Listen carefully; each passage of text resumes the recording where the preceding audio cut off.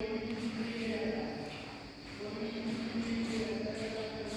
good morning, namaste. This is 8th class, and today we are going to discuss about how to write letters.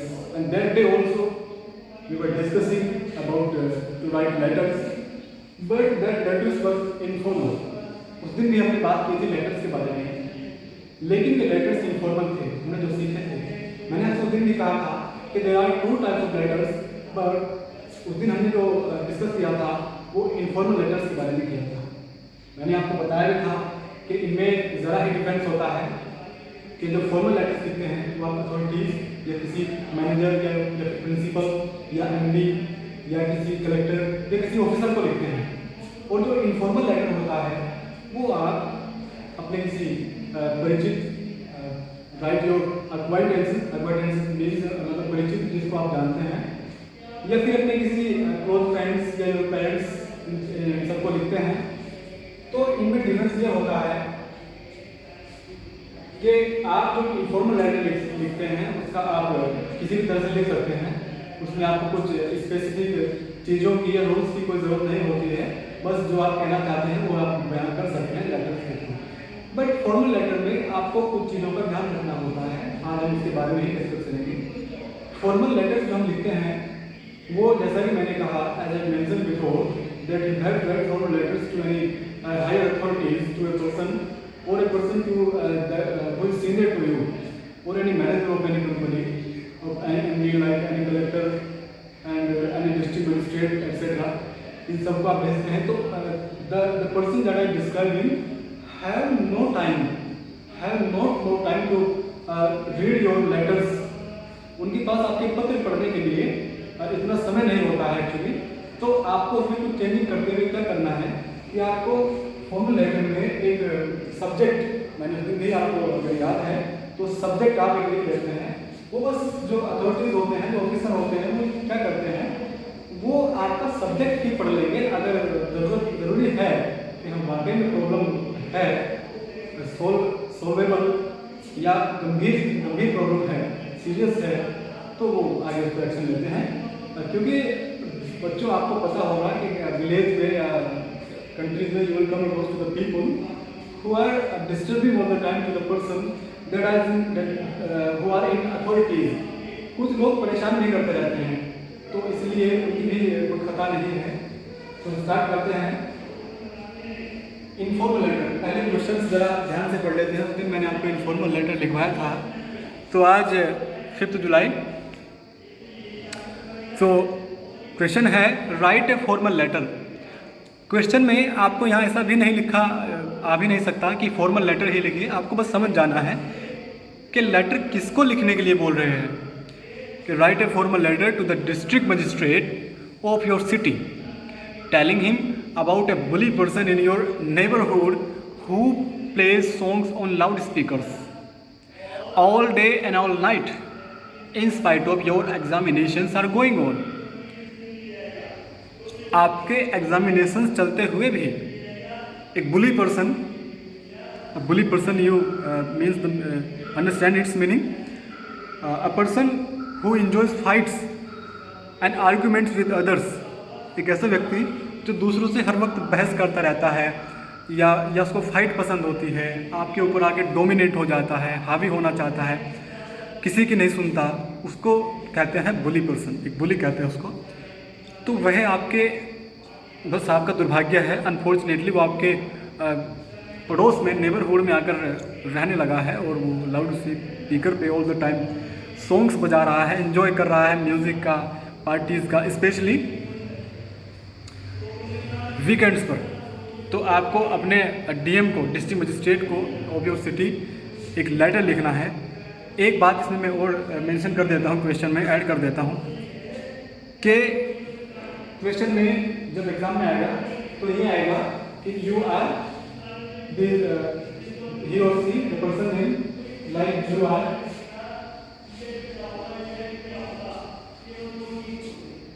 अंकुर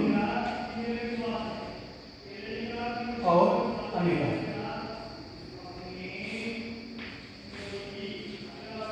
तो इस तरह के वो आपको exam में देंगे। फिर आपको अपना नेम मेंशन करना है। क्या आपको दिखाई दे रहा है? अनीता, ये थोड़ा सा दिखाई नहीं दे रहा है, ये देखिए। हाँ राइट। तो अंकुर अनीता, तो आप में से गर्ल्स है वो अनीता लिख सकती हैं और बॉयज़ है वो अंकुर। ये स्टार्टिंग में भी आ जाता है उनकी लेटर्स में। तो देखिए फॉर्मेट क्या है, कुछ फॉर्मेट तो सेम ही है जैसा मैंने आपको बताया था कि सबसे पहले तो सेंडर एड्रेस जो सेंड करता है, जैसे कि आप भेजने वाले हैं तो आप इन्होंने एड्रेस नहीं दिया है, अगर नहीं दिया है तो अपनी तरफ से लिख देना है। तो वैसे तो देते हैं एड्रेस क्वेश्चन में। तो I have too much space to describe the whole question here, so I sorted the question. मैंने क्वेश्चन सॉल्व कर दिया है क्योंकि इतना आपको सिखाना भी है, स्पेस नहीं है। तो आपको अपनी तरफ से एड्रेस देना है, अगर नहीं हो तो कुछ भी आप दे सकते हैं।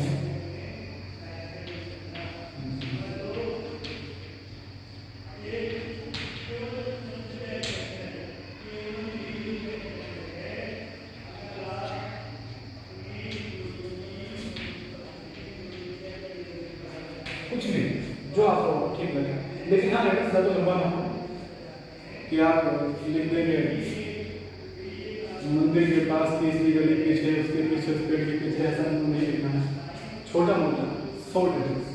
फिर उसके बाद आपको नई लाइन में डेट लिखनी है, एक लाइन छोड़ के डेट लिखनी है, जिस डेट को आप एड्रेस वो लेटर लिख रहे हैं। तो मैं कुछ भी यहाँ डाल देता हूँ, चलो 5 जुलाई डाल देता हूँ।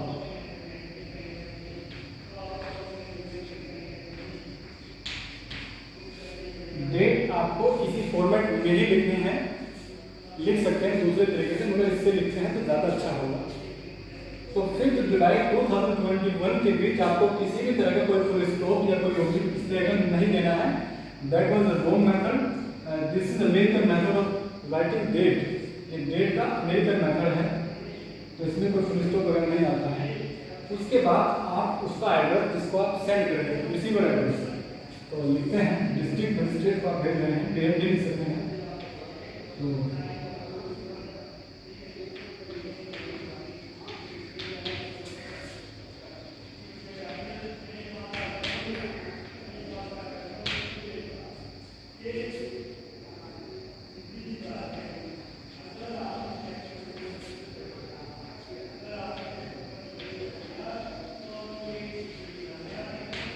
लिख सकते हैं इधर से।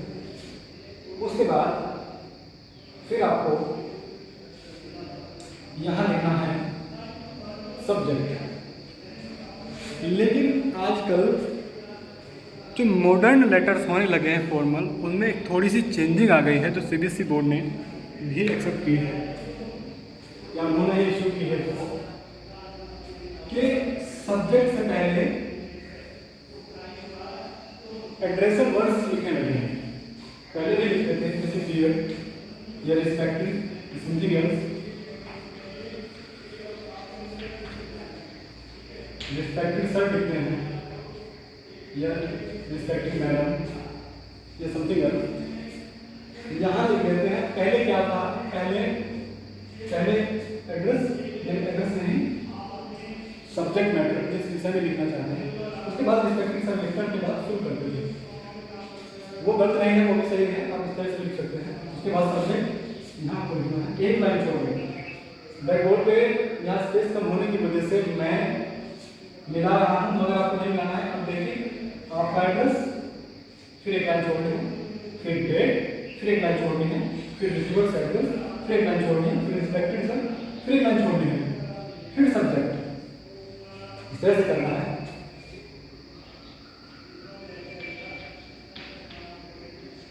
तो सब्जेक्ट के बाद आप लिखेंगे रिगार्डिंग, तो किस विषय में, किस रिगार्ड में आप लिखते हैं, रिगार्डिंग को कंप्लेन। ये थोड़ा सटीक होना चाहिए, मैंने जैसे बताया आपके पास इतना टाइम नहीं होता है। Regarding complain against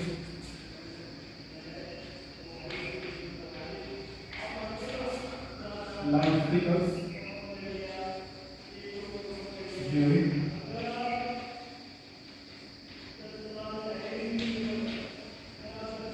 exam. देखिए, जितना हो सके इसको शॉर्ट लिखना है। ये जो सब्जेक्ट है इसको आप शॉर्ट लिखेंगे तो ज़्यादा अच्छा है। जैसा मैंने कहा कि इतना टाइम नहीं होता है, मैं इसको ऐसा भी लिख सकता था कि regarding to complain a bully person he plays songs on loud speakers during our examination times, ये वो।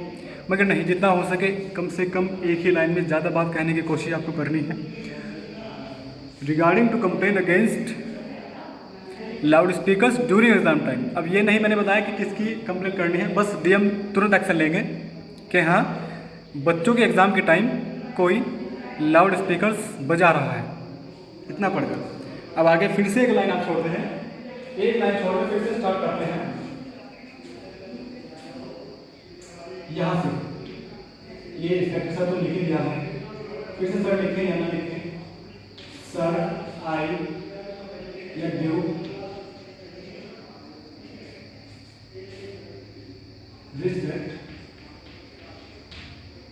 रिस्पेक्ट के साथ comma I would like to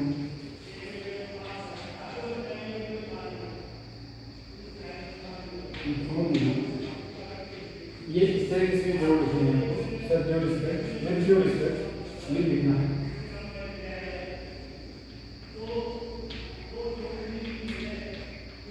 sir with due respect, सम्मान के साथ, I would like to inform you, मैं आपको inform करना चाहता हूँ दैट। अब शुरू करें, फिर तो आप अपने शब्दों में कुछ भी यहाँ कुछ भी से मतलब ये नहीं किया, कुछ भी मतलब अपने जज्बात, सभी बच्चों के जज्बात अलग अलग होते हैं, कहने के तरीके अलग होते हैं, बात तो एक ही करनी है। इस चीज़ का खास ध्यान रखना है because this is a formal. तो इन्फॉर्म विद दैट, मैं आपको इन्फॉर्म करना चाहता हूँ कि in our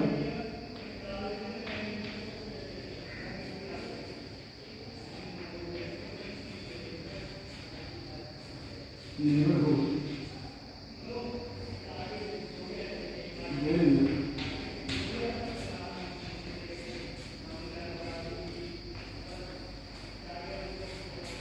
bully person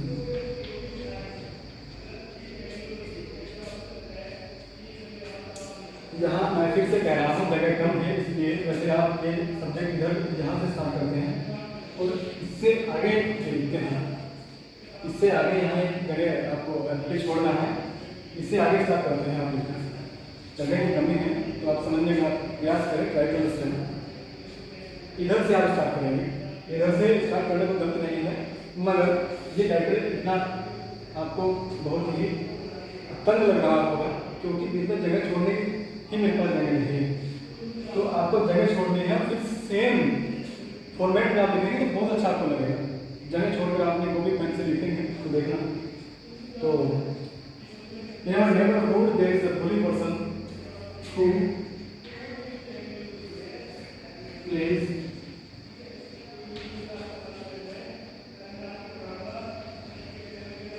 songs on loudspeakers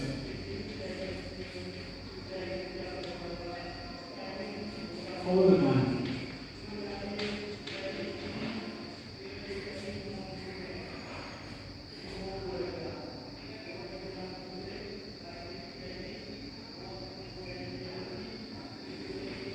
All the students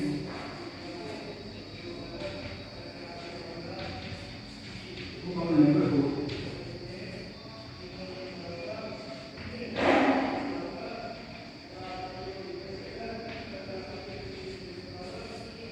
all the students of our neighborhood, हमारे पड़ोस के सभी विद्यार्थियों ने उसका विरोध किया है, ऐसा लिख सकते हैं। या हमारे पड़ोस के विद्यार्थियों के एग्जाम चल रहे हैं, ऐसा भी लिख सकते हैं।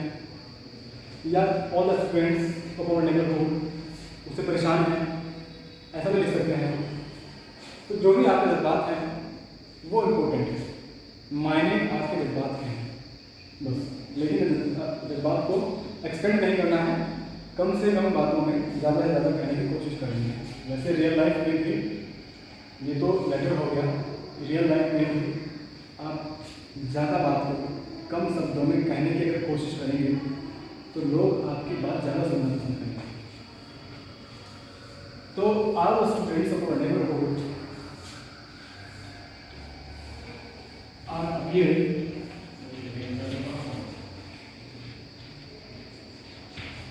at their examination। तो मेट्रोस के सभी विद्यार्थियों के एग्जामिनेशन चल रहे हैं। They are appearing at their examinations।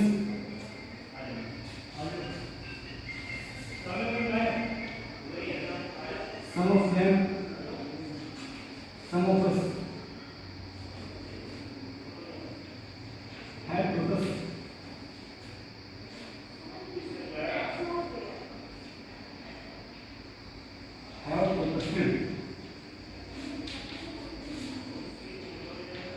हम में से कुछ ने तो उसका प्रोटेस्ट भी कर दिया है, विरोध भी कर दिया है, लेकिन उन्हें सुना। ठीक है, अब लिखते हैं। अब ये भी आपको लिखना है कि स्पेशली जो नॉइज है वो सैटरडे को तो बिल्कुल सुना ही नहीं जाता।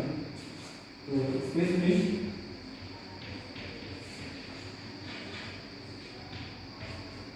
The noise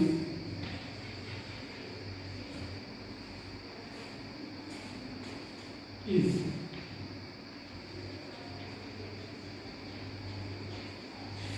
unbearable on weekends। Weekend आपको पता होगा, वीकेंड सैटरडे नाइट, जब सभी को संडे की छुट्टी का इंतजार होता है और सैटरडे की नाइट को एंजॉय करते हैं, पार्टी करते हैं, सेलिब्रेट करते हैं, तो उसे वीकेंड कहते हैं।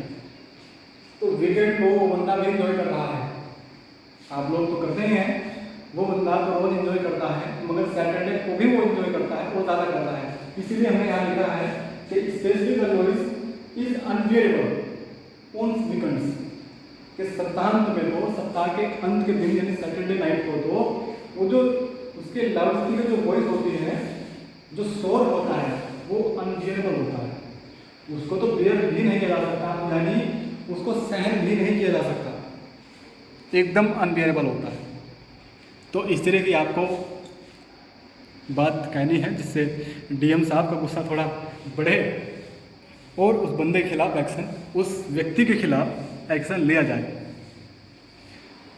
तो अब आप यहाँ मेरे यहाँ पर जगह की बड़ी कमी है, आप अपने दो चारों बयान कर सकते हैं। मैंने दिन कहा था कि लेटर, ये तो फॉर्मल लेटर है, कम से मैंने कहा कि ज़्यादा बात कहने की कोशिश करनी है कम से कम शब्दों में, और इनफॉर्मल का 50 से 150 यानी 50 to 150 लेटर्स आपको इंक्लूड करने होते हैं। इसमें भी करीब 100 के आसपास आप लेटर हमसे मिलने होते हैं। तो अभी के लिए बस इतना। आप इसमें बनाना चाहें तो क्या कर सकते हैं, जैसे मैं आपको सजेशन देता हूँ कि जब हम उसके घर जाते हैं, when we goes to his home, he closes the door inside, when दरवाजा बंद कर लेता है, and doesn't pay any heed to us, हम पे कोई ध्यान नहीं देता है, कुछ भी आप अपनी तरफ से बयान कर सकते हैं इंग्लिश में। तो उसके बाद एक बात याद रखें, इनफॉर्मल लेटर में तो अपने यहाँ से योर सिंसियरली और योर नेम मेंशन कर दिया था, लेकिन यहाँ पर कोई डेजिग्नेशन भी नहीं है। डेजिग्नेशन का मतलब उपाधि, आप जो भी हैं, जिस पद पर आप तैनात हैं, कार्यरत हैं, लेकिन आप कहेंगे कि सर हम तो स्टूडेंट हैं, क्या सारे लोग थोड़ा ही पद पर तैनात हैं कि वो लिखेंगे कि मैं एमडी हूँ, मैं डिस्ट्रिक्ट मैनेजर हूँ, मैं ये हूँ? तो ऐसा नहीं है, आप अपना जो आप हैं वो भी लिख सकते हैं। जैसे student of colony, Sardar colony, जो भी इस तरह से लिख सकते हैं। तो ध्यान देना है लोग,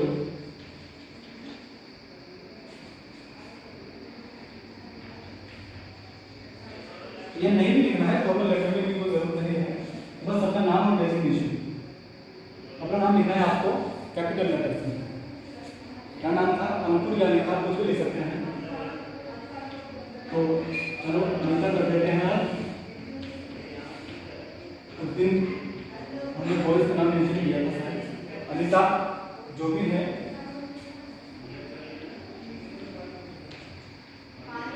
या इनहेबिटेंट के वहाँ के निवासी हैं, एन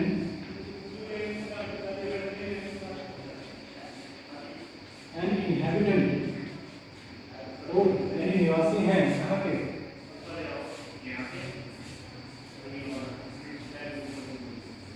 गुप्ता कॉलोनी, लक्ष्मी नगर या कुछ भी, या मेरठ, हाँ मेरठ याद है, मेरठ देखेंगे। तो ये था आपका फॉर्मल लेटर। उस दिन जब मैंने आपको इनफॉर्मल लेटर सिखाया था तो मुझे तो पता नहीं कितने स्टूडेंट्स आपकी क्लास में हैं, लेकिन आप में से सिर्फ एक बच्ची ने मुझे लेटर सेंड किया था और उसका लेटर बहुत ही अच्छा, बहुत ही करेक्ट था, बहुत ही अच्छा उसने प्रयास किया था और उसने खुद से भी लिखा हुआ था, ये भी स्पष्ट दिख रहा था। तो क्या आप भेजना नहीं चाहते, या आप घर पर पढ़ नहीं रहे, या आप इन वीडियोस को देखते ही नहीं हैं? तो जितने मेरे व्हाट्सएप पर लेटर्स या जो भी मैं यहाँ सिखाता हूँ वे सॉल्व क्वेश्चंस मेरे पास आएंगे, उन्हें देखकर मुझे आइडिया तो हो ही जाएगा कि कितने बच्चे सीरियस है पढ़ाई को लेकर। तो जो चीज़ें नहीं दिख रही है पहले उनको दिखा देता हूँ। ये कुछ वर्ड्स हैं जो कि अंडरस्टूड हो गए थे।